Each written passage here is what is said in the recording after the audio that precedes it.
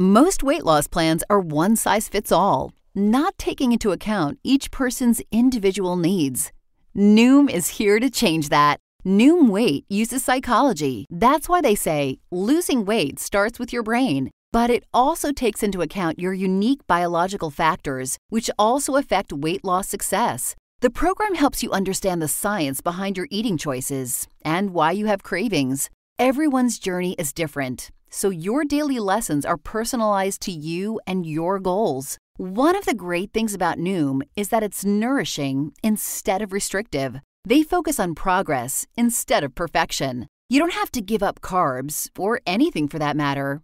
Have cravings? Food FOMO? Noom can help you lose weight while still enjoying your favorite foods. To date, Noom has helped more than 5.2 million people lose weight. Stay focused on what's important to you. With Noom's psychology and biology-based approach, sign up for your trial today at Noom.com. That's NOOM.com. عقاید، اندیشه و فلسفه این فیلسوف بزرگ در تمام بخش‌های فلسفه رخنه کرده. باروخ اسپینوزا فیلسوف بزرگ یهودی اهل هلند بود که در این قسمت از نومیژو و در فصل 5 از کتاب تاریخ فلسفه از ویلیام جیمز ویلدورانت من خلاصه داستان زندگی اون رو که بخشی است از کتاب آقای ویلدورانت رو تعریف میکنم، بخشی از فلسفه ایشون که توسط ویلدورانت به اون تاکید شده رو بازگو میکنم و درباره مسائل و مباحث اون با هم دیگه توی این اپیزود صحبت میکنیم.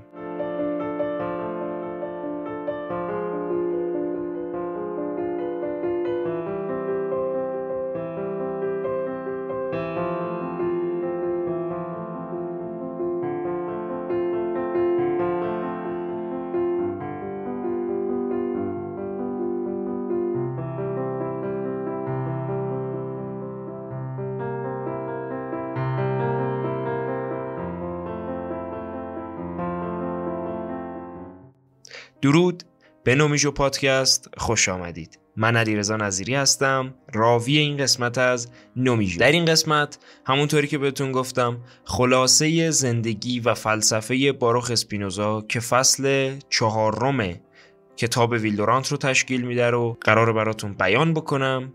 اپیزود هم مثل بقیه اپیزودهای ما نسبتاً کوتاهه، کمتر از 1 ساعت این اپیزود به طول انجام میده. امیدوارم که از این اپیزود راضی باشید و براتون مفید باشه و همچنین این رو بدونید که فصل اول از نومیژو زمانی به پایان میرسه که ما خلاصه تمامی فصول از کتاب تاریخ فلسفه رو بگیم.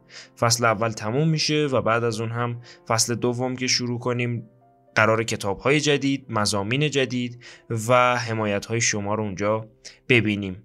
برای آشنایی بیشتر با ما رو تو شبکه‌های اجتماعی که لینکش توی توضیحات اپیزود از هر جا که میشنوید هست میتونید ما رو دنبال بکنید و از اونجا هم با ما در ارتباط باشید. دیگه زیاد صحبت نمی‌کنم، بریم بشنویم داستان زندگی باروخ اسپینوزا، فیلسوف بزرگ یهودی هلندی.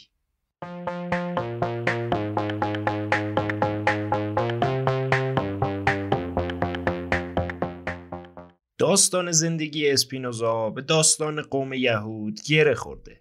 پس برای اینکه بخوایم داستان زندگی اون رو تعریف کنیم باید خیلی کوتاه و مختصر داستان پراکندگی یهودیان در جهان رو بگیم تا اون موقع بتونیم به شخص باروخ اسپینوزا بپردازیم. در سال 70 مسیحی که رومیان اورشلیم رو گرفتن، یهودیان از خانه خود رانده شدند و مجبور به کوچ اجباری به تمام نقاط جهان شدند. ادیان بزرگی مثل اسلام و مسیحیت با دعوا و زورگویی به یهودیان کم جمعیت تر اونها رو میکشتند و نظامهای فئودالی تمام زمینهای زراعی رو از دست اونها در می آورد. یهودیان مجبور به سکونت در محله‌های مخصوصی بودند به نام گتو که سرشار از جمعیت بود. اموالشان توسط شاه‌ها و ارباب‌ها ضبط می‌شد و مردم با اونا بد رفتار می‌کردند و اونا رو مورد آزار قرار می‌دادند. وضع یهودیان اما در مناطق مسلمان نشین بهتر بود. در اسپانیای در دست اسلام یهودیان همواره در حال ترقی و پیشرفت بودند تا فردیناند اسپانیا رو فتح کرد و اعراب رو از اسپانیا بیرون ریخت. یهودیان اسپانیا مورد تفتیش عقاید و آزار و تهاجم قرار گرفتند و وضعیت اونها هم دوباره در دنیای مسیحی بد شد. اما زمانی که اسپانیا راه انحطاط رو فرا گرفت، هلند راه پیشرفت رو پذیرفت. یهودیان موفق شدند در سال 1598 اواخر قرن 16 کنیسه خودشون رو در آمستردام برپا کنند. در سال 1640 اواسط قرن 17 فردی به نام آوریل آکوستا که جوان پرشور یهودی بود رساله‌ای نوشت و در آن شدیداً به عقاید معاد و عالم آخرت حمله کرد که ارباب کنیسه اون رو مجبور به عذرخواهی و پس گرفتن حرفش در ملأ عام کرد و برای تنبیه اون رو به در آستانه کنیسه بستند تا اعضای روحانی کنیسه از روش رد بشن. رساله او خشم مسیحیان اروپا از جمله هلندی ها رو در آورد. البته که بعد از این تنبیه وی خودش رو توی خونش بعد از نوشتن یک مقاله تند و تیز و رادیکال کشت. در این دوره باروخ اسپینوزا بزرگترین فیلسوف قرن کودکی 8 ساله بود که شاگرد وفادار کنیسه به حساب می اومد. همینجا یه پرانتز باز بکنم، اگر میخواید با تاریخچه قوم یهود مستقیما آشنا بشید، از پادکست‌های خوبی که میتونم بهتون معرفی کنم مورخه که اونجا تاریخچه قوم یهود رو کامل گفتن. داخل پادکست دیپ پادکست هم داخل یوتیوب تاریخچه قوم یهود گفته شده. اگر میخواید کامل اینها رو بدونید برید اون پادکست رو گوش بدید. اما خب تا اینجا گفتیم که سرگذشت پرحادثه قوم یهود شد پایه و اساس ذهن اسپینوزا. هرچند که چند سال بعد خودش از جامعه یهود طرد شد، ولی همیشه یهودی و پایبند به دینش موند. به هر حال پدر اسپینوزا تاجر و بازرگان موفقی بود، اما پسرش برخلاف فکرش اصلاً علاقه به بازرگانی و تجارت نشون نمیداد. به جای اون ترجیح میداد وقتش رو توی کنیسه یا مشغول به مطالعه کتب تاریخ یهود یا ادیان دیگر بکنه. اسپینوزا در اثر کنجکاوی مشغول به یادگیری زبان لاتین شد. از کجا خواست زبان لاتین یاد بگیره؟ چون اکثر کتاب‌های تاریخی فلسفی اون دوره به زبان لاتین نوشته می‌شدن. اسپینوزا هم قصد داشت که کتاب‌ها رو خودش بتونه بخونه، نه ترجمه اونها رو. پس شروع کرد زبان لاتین یاد گرفتن. از قضا استاد لاتین ایشون دختری داشت که اسپینوزا دلباخته اون شد. اما دختر چندان میلی به معنویت و علم و فلسفه نداشت و تا دید خواستگاری با پول بیشتر پیدا شد، اسپینوزا رو فراموش کرد. که البته این اولین و آخرین باری هم بود که دیگه باروخ اسپینوزا فکرش به دنبال ازدواج یا رابطه رفت.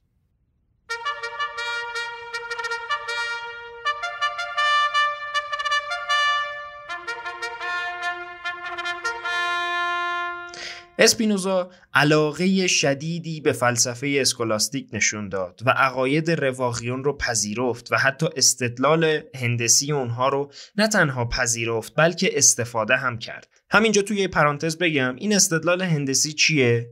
این استدلال هندسی یعنی از اصول متعارف شروع میکنن، بعد به تعریف میپردازن، بعد اون قضیه رو شروع میکنن مطرح کردن و سپس اون رو اثباتش میکنن. بالاتر از تمام اینهایی که ذهن اسپینوزا رو در خودش درگیر کرده بود، آثار دکارت بود که تأثیر زیادی روش گذاشت. دکارت میل داشت تا که تمام عالم رو به جز خدا و روح با قوانین مکانیکی و ریاضی توصیف کنه. اصل این عقیده از داوینچی و گالیله اومده بود و شاید انعکاسی از پیشرفت صنعت و ماشینی بود که توی ایتالیای دوره داوینچی و گالیله رخ داده بود. اما این عقیده هم نظر اسپینوزا رو به شدت به خودش جلب کرد. اسپینوزا با حرارت و شور بسیار برای ادامه مسیری که دکارت در تکمیل اون ناکام بود قدم گذاشت و بنیان اندیشه خودش رو پایه‌ریزی کرد.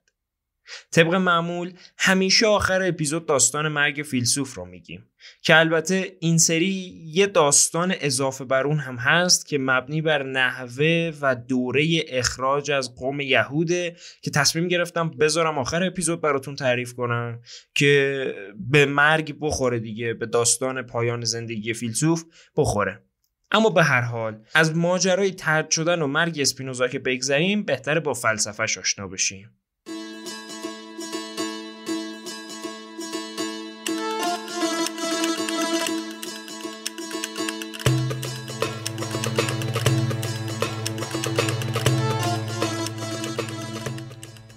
دوباره همینجا تکرار میکنیم که این چیزی که ما اینجا میگیم نه جایگزین کتاب خوندنه، نه جایگزین فلسفه هیچ فیلسوفی. ما اینجا فقط داریم داستان خلاصه کتاب تاریخ فلسفه رو میگیم. یه سری فصول رو ما اومدیم کوتاه کردیم، اینجا داریم بیانشون میکنیم به زبان ساده توی اپیزود کوتاه که شما ترغیب بشید خودتون اون کتاب رو بخونید، کتاب و آثار خود اون فیلسوف رو هم بخونید و باهاش آشنا بشید. اما الان وقت بررسی 4 تا کتاب ارزشمند از اسپینوزاست که ارزشمندترین اون کتاب‌ها اخلاق نام داره، اخلاق از اسپینوزا، که جلوتر بهش خواهیم رسید و دربارش خیلی صحبت خواهیم کرد. کتاب اول رساله‌ای به نام دین و دولت. در این کتاب به دلیل اینکه اسپینوزا با زبانی صریح و نقادانه یک جنبش انتقادی رو بنیان گذاشت، جونش به خطر افتاد. البته امروز روز از نظر ویلدورانت این رساله به ابتذال کشیده شده، چون وقتی که یه اندیشمند به صراحت تمام موضوع رو بیان میکنه، اون موضوع در پشت پرده نمیمونه و بین مردم عامه هم رواج پیدا میکنه و رواج یک اندیشه بین مردم عادی یعنی به ابتذال کشیده شدن و تخریب اون اندیشه. به هر حال اون چیزی که مغز اصلی صحبت ماست متن و برداشت از کتاب رساله دین و دولته، نه چیز دیگه ای. انتقادهای رادیکال اسپینوزا از کتاب مقدس شروع میشه. میگه هر کتاب مقدسی اول برای یک قوم خاص و بعد برای همه جنس نوع بشر نوشته شده. بنابراین باید به زبان عامه نوشته بشه. کتاب مقدس علل غریبه اشیا رو بیان نمیکنه، بلکه فقط از اشیا به نحوی حرف میزنه که مردم بیسواد و عامه رو به تقوا سوق بده. هدف کتاب مقدس اقناع افراد نیست. هدفشون برانگیختن قوه تخیله. با تخیل عامه 2 قدرت مشخص و جدا از هم رو در جهان تصور میکنن. یکی قدرت خدا و دیگری قدرت طبیعت. از نظر اسپینوزا خدا و طبیعت یکی هن که جلوتر دربارش کامل صحبت میکنیم. اما موضوع دیگه که فیلسوف بهش اشاره میکنه اینه که اگر میبینیم کلام ادیان و معجزه بین مردم از حرفهای اندیشمندان و فلاسفه و دانشمندان بیشتر نفوذ داره، به این دلیله که مؤسسان ادیان سخنان خودشون رو با استعارات و محسنات بدیعی و با مقتضیات فصاحت و بلاغت ادا میکنند. اسپینوزا میگه اگه به این روش تورات رو تفسیر کنیم، به روشی که دنبال معنای لفظی و سطحی نباشیم، به یک کلام منسجم و خوب میرسیم که چیزیه که خلاف عقل نیست.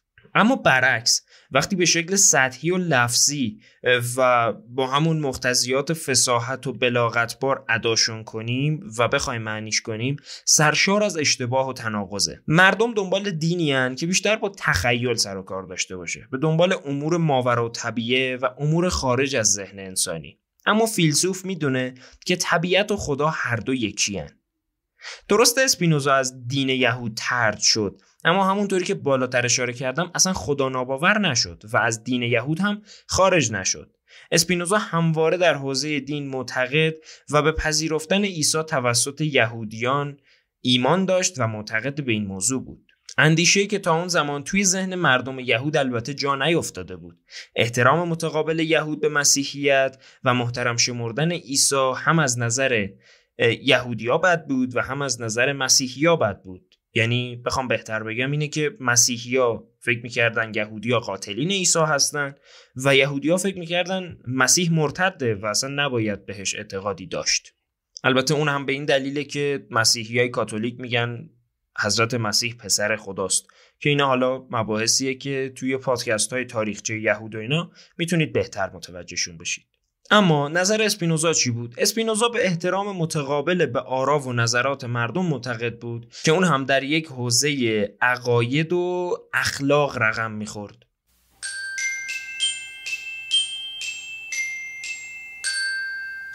داریم خیلی خلاصه و کوتاه، سریع و مختصر رساله ها رو میگیم رد میشیم. رساله بعدی از اسپینوزا اصلاح قوه مدرکه نام داره. همونطوری که از نامش هم پیداست، اسپینوزا با منظور سعی و تلاش برای تغییر و تحول ایجاد کردن در قوه مدرکه انسان تلاش بکنه. از نظر اسپینوزا فقط دانش است که توانایی و آزادی رو به انسان میبخشه و سعادت جاودان به دنبال دانش رفتن و طالب لذت‌های عقلی بودنه. اما سوالی پیش میاد. انسان هرچی که باشه در اجتماع زندگی میکنه. پس اون وقت چطور باید زندگی کنه؟ اسپینوزا دستورالعمل این موضوع رو هم داره که تا جایی که اطلاع داریم خودش به خوبی اون رو اجرا می‌کرده. 1. باید با مردم آنچنان صحبت کرد که توانایی درک و فهم اون حرف رو داشته باشند. و 2. باید از لذت‌ها به اون اندازه بهره‌مند شد که برای سلامتی شخصی لازم هستند. و 3. باید تا آن اندازه‌ای طالب بود که برای حفظ صحت و برای ادامه حیات کفایت میکنه و باید عادتی رو کسب کرد که اون مانع هدف ما نشه. اما بعد از اینکه هدف رو مشخص کردیم و این 3 اصل رو رعایت کردیم، سوال جدیدی تو ذهن ما به وجود میاد. از کجا بدونم که دانش من همون دانش واقعیه؟ اسپینوزا برای همین سوالم پاسخ داره.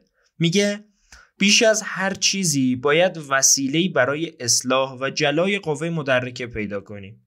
باید به دقت صور مختلف علم رو از هم تمیز بدیم. قسم اول علمی است که از مردم به دست میارید. مثلا خاطرات کودکی که به خاطر نداریم اما خانواده برامون تعریف میکنن، یا چیزایی که خودمون توان یادآوریش یا حل کردنش رو نداریم و یکی بهمون میآموزتش. قسمت دوم علمیه که از تجربه به دست میاد. همونطوری که هم از اسمش پیداست، با تجربه کردن شما اون علم رو کشف میکنید. آزمایش کردن، با فرمول حل کردن، با هر چیزی. قسمت سوم از راه استدلاله. مثل علم به بزرگی جرم خورشید. این نوع علم از باقی برتره، اما اون هم برای یک تایم محدودی، چون احتمالش هست که با یه استدلال تجربی دیگه بطلان این موضوع هم اثبات بشه. اما همونطوری که واضحه، اسپینوزا قسمت سوم علم رو محترمتر میشمره و مفیدتر میدونه. به طور کلی برای اصلاح قوه مدرکه اسپینوزا این قصد رو داره که بگه اون اندیشه و دانشی اندیشه درستیه که با استدلال همراه باشه. پس جواب اون سوالی که اونجا مطرح شد که از کجا بفهمیم اندیشه ما درسته، این موضوعه که اندیشه درست اندیشه‌ایه که همواره مستدل باشه.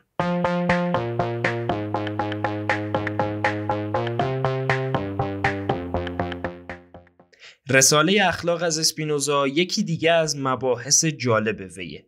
همون رساله‌ای که بهتون عقب‌تر گفتم درباره‌اش زیاد صحبت خواهیم کرد. رساله اخلاق گرانبهاترین اثر فلسفی که به طرز هندسی نوشته شده. در رساله اخلاق اسپینوزا به شکل فشرده با استدلال‌های هندسی اندیشش رو اثبات میکنه. همین کار رو در فلسفه اسکولاستیک هم انجام میدادند در گذشته، اما نه به این فشرده‌ای. همونطوری که قبلا هم اشاره کردم، در این اثر هم بسیار از دکارت الگو گرفته شده. مسیری که دکارتون رو به این شکل شروع کرد و اسپینوزا با تأثیر گرفتن از گالیله و کوپرنیک و کوپلر اون رو ادامه داد و چنان فلسفه ارزشمندی رو درست کرد. این کتاب اسپینوزا چون به زبان لاتین نوشته شده، در نسخه‌های ترجمه شده از لاتین به زبان‌های دیگه معانی برخی از واژه‌ها عجیب شدن. چند تا نمونهش رو میگم که براتون واضح باشه. مثلا در این کتاب به جای واژه‌هایی مثل باطنی و درونی از واژه عینی و به جای یک چیز عینی از واژه صوری استفاده شده. در زبان ما عینی یعنی یک چیز واضح، در ترجمه شده صوری، و باطنی و درونی که واضح نیستن عینی ترجمه شده دیگه. البته که اینها از نظر ویلدورانت موانعی هستن که ضعفا رو بترسونه و اگر کسی مشتاق واقعا به خوندن این رساله باشه خودش رو تشویق میکنه که اون رو بخونه و اینها اتفاقا میشن براش چالش‌های دلانگیزی. خلاصه که از نظر ویلدورانت اسپینوزا رو نباید خوند، باید تحقیق و بررسی کرد. این کتاب رو نباید یک بار خوند و رد شد، بلکه باید در جلسات متنوع خوند. دوباره بعد از پایان اون باید مجدد اون رو خوند. کتاب اخلاق زیباترین اثریه که اسپینوزا برای ما به جا گذاشته. نمیشه در موردش کامل صحبت کرد و مطالبش هم چیزی نیست که بشه چند جمله یا سطر خلاصه شه. پیشنهاد کتاب ویلدورانت و خود من اینه که این کتاب رو، یعنی اخلاق از اسپینوزا رو بگیرید و با دقت بخونید. بعد از اینکه تمام شد از اول بخونید. بعد کتاب تحقیق درباره اسپینوزا رو از مارتینو بخونید و بعد دوباره کتاب اخلاق رو بخونید تا بهترین و مفیدترین برداشتی که ممکنه رو از این کتاب داشته باشید. فارغ از همه این موضوعات، بخش بعدی که ادامه رساله اخلاقه، بخش خدا و طبیعت از نظر اسپینوزاست که مفصل اسپینوزا درباره‌اش صحبت میکنه و ما اینجا هم تا جایی که در توانمون بوده خلاصه کردیم و براتون میگیم.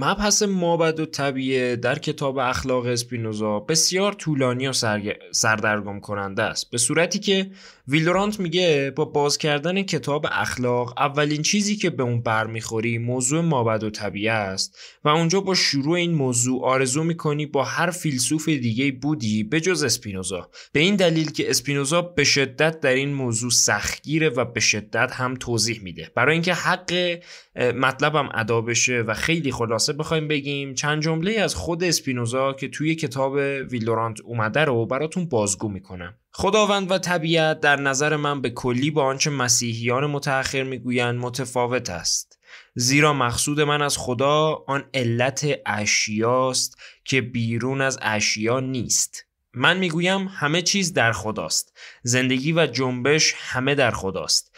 این عقیده من مرادف با گفته بوریس هاواری و شاید تمام فلاسفه قدیم است. گرچه طرز بیان به کلی فرق میکنه، ولی اگه کسی بگه که مقصود من از طبیعت آنجا که گفتم خدا با طبیعت یکی است توده مواد جسمانی است، سخت در اشتباهه. من هیچ وقت چنین مقصودی نداشتم. اینا جملات نقل شده توسط خود اسپینوزا. و اما خیر و شر، مفهومی که هر کس برداشت متفاوتی نسبت به اون داره و اسپینوزا هم قاعدتاً از این قاعده مستثنا نیست. اسپینوزا میگه خیر و شر احکام نادرستی است که با حقایق سازگار نیست. حقیقت این است که جهان باید لاینتناهی را بنماید و نه فقط تصورات خاص انسان را. خیر و شر و زشتی و زیبایی اصطلاحاتی شخصی و نفسانی اند. همه اونها به خود شخص برمیگردن که به قول خود اسپینوزا من طبیعت را نه زشت میدانم و نه زیبا، نه منظم میدانم و نه مغشوش. تمام اینها برمیگرده به اون عقیده شخصی یک فرد از نظر اسپینوزا و نمیشه درست و غلطی برای زشتی، زیبایی و اینجور مسائل تعیین کرد. بدین ترتیب اسپینوزا پا از افلاطون هم فراتر میگذاره، چون افلاطون میگفت که احکام زیبایی قوانین آفرینش و فرامین جاودانی الهی است، اما اسپینوزا خیلی فراتر میره و اونها رو نفسانی میبینه. و اما آنچه در این قسمت داشتیم در موردش صحبت میکردیم مابعد الطبیعه. وقتی که نظرات اسپینوزا در مورد احکام زیبایی رو شنیدیم، نوبت به تکمیل ماجرای جدا نبودن خدا از طبیعت میشه. شبهه دیگه تو این حوزه این که آیا میشه خدا رو شخص نامید؟ اسپینوزا برای این سوال هم جواب داره. جواب کوتاه و سرراستی وجود داره که به صورتی که انسان هست نمیشه خدا رو شخص نامید. اسپینوزا ادامه میده عامه مردم نه تنها خدا رو شخص بلکه مذکر و مرد میدونن تا زن. در این باره ماجرای جالبی هم هست که شخصی به اسپینوزا نامه‌ای مینویسه که چرا خدا رو شخص نمیدونه. اون هم در پاسخ به این نامه اینطوری جواب میده: این که میگویید اگر خدا را سمیع و بصیر و شاهد ندونم پس خدایی که به اون معتقدم چطوره؟ شما کلمات بالاتر از این صفات برای وصف خدا نمیدونید. از کلمات شما تعجب نمی کنم، چون اگر مثلث را زبانی می بود خدا را کاملترین مثلثات می دانست. همین طور است که موجودی مثل انسان هم صفات خاص خود را به خدا نسبت می دهد. بالاخره اراده و درک هم مربوط به ذات خدا نیست. البته اگر منظور همان صفاتی باشد که به بشر نسبت داده میشه. در حقیقت اراده خدا عبارت است از تمام علل و قوانین اشیا و او عبارت است از مجموع تمام قوای مدرکه. متوجه شدیم اسپینوزا چی میگه دیگه؟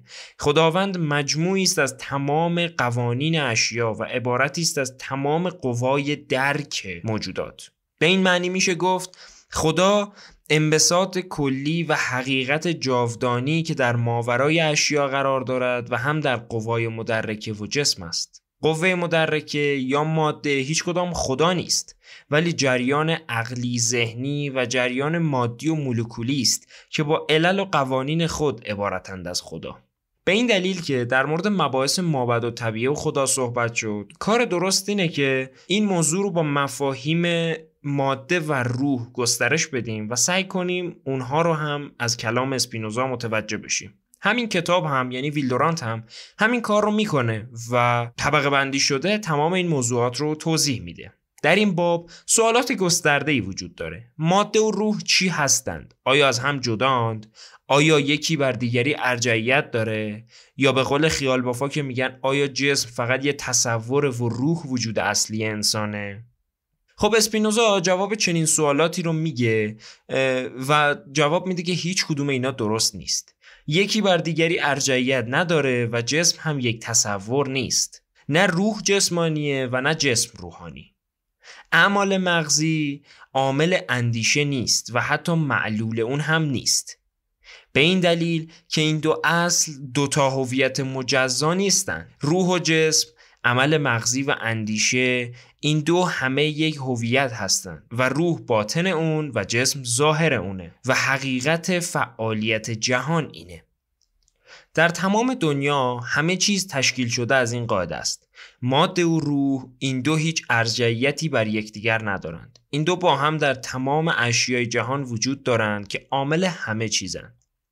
روح مرکز اطلاعاتی که با تصورات و افکار سر و کار داشته باشد نیست، بلکه روح عبارت است از نفس تسلسل و تتابع افکار و تصورات و با این منظور اراده و قوه مدرک امری واحد هستند. به این دلیل که یک تصمیم فقط عبارت است از یک تصور که به دلیل همکاری فراوان تصورات دیگر آنقدر در ذهن انسان میماند که تبدیل به یک عمل می شود.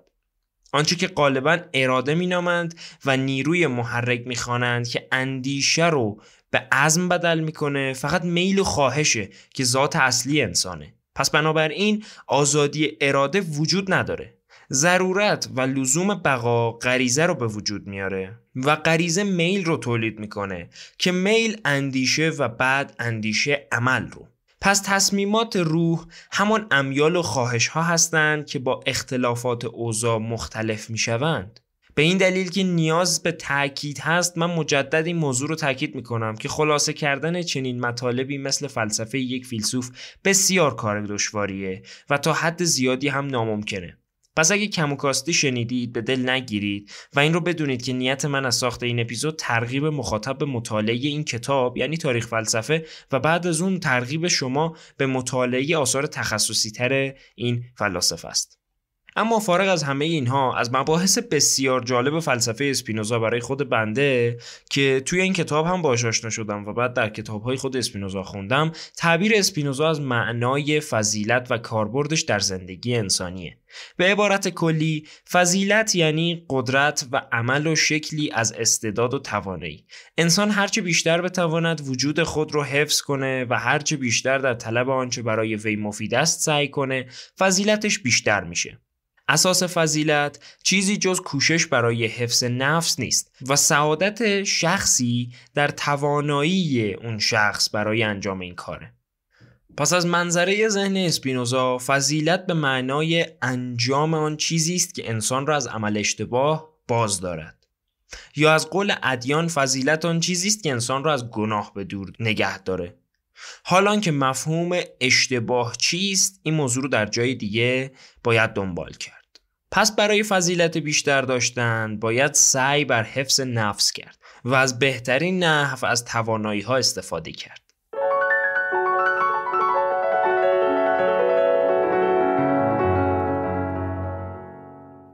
اما آنچه که باعث طرد شدن اسپینوزا از قوم یهود شد چی بود؟ آنچه که همیشه محل مناظره است. مفهومی نیست جز دین و عقیده به بقا. همونطور که خواننده فلسفه اسپینوزا این موضوع رو درک میکنه، فلسفه اسپینوزا معطوف به دوست داشتن این جهانه، با اینکه خودش در نهایت در تنهایی و دوری مطلق از جامعه زندگی کرد. اما خب اندیشه وی در باب زندگی پس از مرگ به این صورته. اگر در افکار عام دقت کنیم، خواهیم دید که وجداناً به روح خود معتقدند، ولی آنها بقا و ابدیت را با هم خلط می کنند و آن را صفت قوه خیال یا حافظه می دانند و معتقدند که حافظه یا خیال پس از مرگ باقی می ماند. اما اسپینوزا همچون ارسطو بقای حافظه شخصی پس از مرگ رو منکر میشه و به قول خودش روح فقط هنگامی که با جسمه میتونه تخیل کنه یا چیزی رو به خاطر بیاره و همچنین وی منکر جزای اخروی میشه.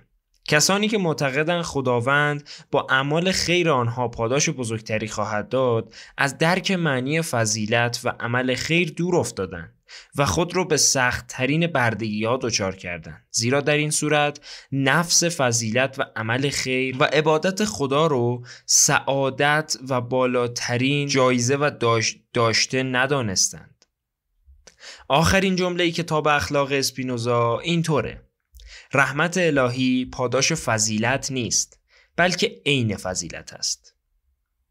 من اینجا مطالب رو گسترش نمیدم، چون برداشت از فلسفه اسپینوزا و هر فیلسوف دیگه‌ای کاملا به شخص مخاطب برمیگرده و برای فهم بهتر باید آثار شخصی اون مطالعه بشه. پس تمام این موضوعات مابعد و طبیعه، روح و ماده، خوب و بد و تمام اینها رو اینجا نقطش رو میذاریم، چون صحبت کردن دربارش هم طولانی کردن این اپیزوده و مبحثش توضیح دادنش سخته، هم از سطح سواد من خارجه و همین که برداشت ها میتونه خیلی متفاوت باشه. اما خب اسپینوزا هم مثل بقیه فلاسفه به سیاست پرداخته و در اون باره هم مطالبی رو به رشته تحریر در آورده.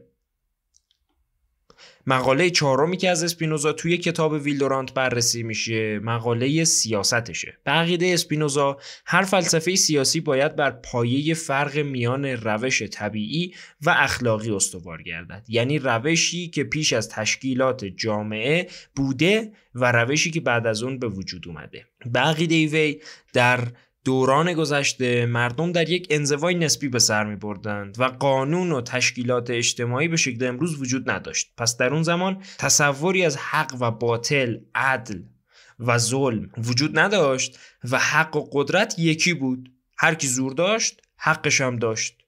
و ادامه میده که وحشت تنهایی در زندگی هر انسانی هست، زیرا هر کسی به تنهایی قدرت دفاع از خویشتن و توانایی به دست آوردن ضروریات حیات رو نداره. پس از اینجا نتیجه میشه که مردم بالطبع به تشکیل اجتماع میگرایند و در این صورت به حکومت و قانون درست برای کنترل این اجتماع نیازه. در مفهوم قانون اسپینوزا میگه قانون برای آن ضروری است که مردم اسیر احساسات و نفسانیتن. اگر همه مردم در خود حس مسئولیت میکردن، قانون امری زائد و بیهوده بود. قانون کامل در میان مردم همان تناسب و ارتباط رو برقرار میسازه که عقل کامل در احساسات و انفعالات برقرار میکنه. برای داشتن یک قانون خوب و کامل نیاز به یک دولت کامل هست. دولت کامل آن است که اقدامهای نابود کننده افراد رو از میان ببره. دولت کامل نباید آزادی رو محدود کنه مگر آنگاه که بخواد آزادی بیشتری جانشین اون بکنه. هدف نهایی دولت نه تسلط مردم باید باشه و نه محدود کردن اونا از راه ترس و وحشت، بلکه هدفش باید آزاد ساختن مردم از وحشت باشه. هرچی تسلط دولت بر افکار کمتر باشه به حال مردم و دولت مفیدتره. البته با اینکه اسپینوزا به لزوم حکومت و دولت معترفه، از اون هم متنفره و میگه که قدرت حتی مردم فساد ناپذیر رو هم فاسد میکنه. عقیده سیاسی اسپینوزا همچون بسیاری از فلاسفه دیگه بر این موضوع استواره که برای کنترل و افزایش آزادی و پیشرفت در ملت‌ها و اجتماع‌ها نیاز به دولتی کامل هست و در عین حال نیاز به قانونی کامل، و این در حالیه که نظام‌های حکومتی بالقوه فاسدند و فساد ناپذیرترین افراد رو هم به ابتذال کشیده و فساد بزرگترین اصل یک دولته.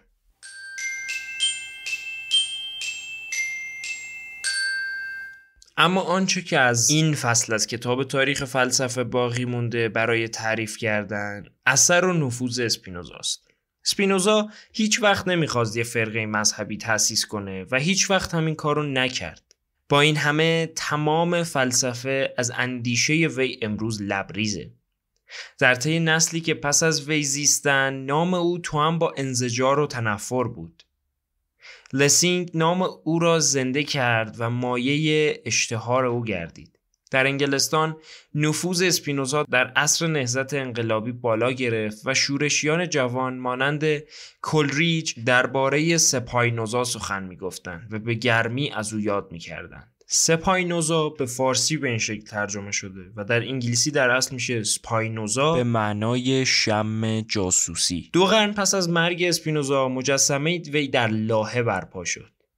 از این مجسمه در 1882 پرده برداری شد و ارنست رنان آنچنان نوشت: خار و زبان باد آنکه هنگام عبور از اینجا به قیافه این نجیب و متفکر ناسزا بگوید. سزای او همان جهل اوست که سزای همه جاهلان است. این مرد از روی این پایه سنگی به تمام مردم جهان راه خوشبختی را نشان می‌دهد و هر که از این راه برود خواهد رسید.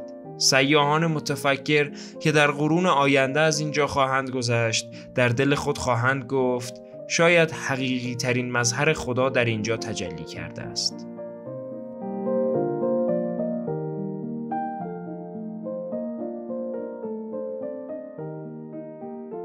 همونطوری که مطلب رو ابتدای اپیزود باز گذاشتیم درباره طرد شدن اسپینوزا از قوم یهود و گفتم که اینجا ادامش میدیم، این کار رو خواهیم کرد. اسپینوزا پس از طرد شدن از اجتماع یهود با خونسردی و متانت تلقی کرد و گفت این امر مرا به چیزی مجبور نمی کند که تا به حال به هیچ وجه انجام نداده بودم. کمی پس از طرد شدن هنگام شب در خیابان یک خداپرست تندرو خواست اون رو به قتل برسونه که اسپینوزا پس از جراحتی مختصر تونست فرار کنه.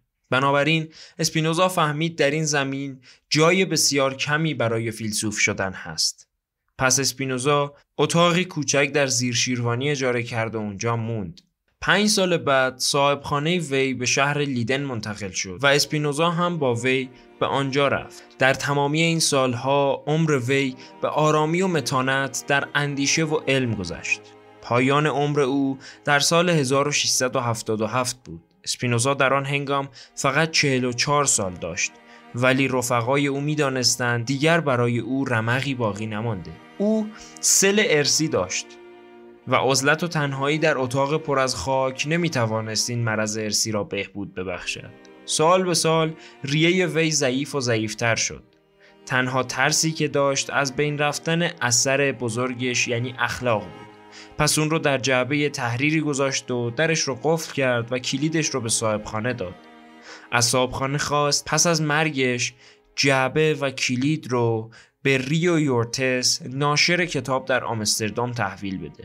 روز یکشنبه 20 فوریه 1677 خانواده‌ای که اسپینوزا با آنها زندگی می‌کرد از کلیسا برگشتند و دیدند که فیلسوف در آغوش دوست خودش جان داده. خیلی از مردم بر وی گریه کردند، بسیاری از عامه او را به خاطر مهربانی و ملایمتش دوست می داشتند و بر سر قبر او پیروان هر دینی دیده می شدند. کلام ما به پایان رسید. عمر این فیلسوف بزرگ هم همچون تمامی انسانهای دیگه به پایان رسید و آنچه از وی باقی موند اثر بزرگی بود که بر تمام جهان فلسفه گذاشت. من علیرضا نظیری راوی این قسمت از نومیژو بودم. در این قسمت از نومیژو خلاصه فصل 4 از کتاب تاریخ فلسفه از ویل دورانت رو براتون تعریف کردم. اگر دوست داشتید ما رو تو شبکه‌های اجتماعی که لینک هاش در توضیحات اپیزود هست دنبال کنید و تا اپیزود بعد از نومیژو پادکست بدرود.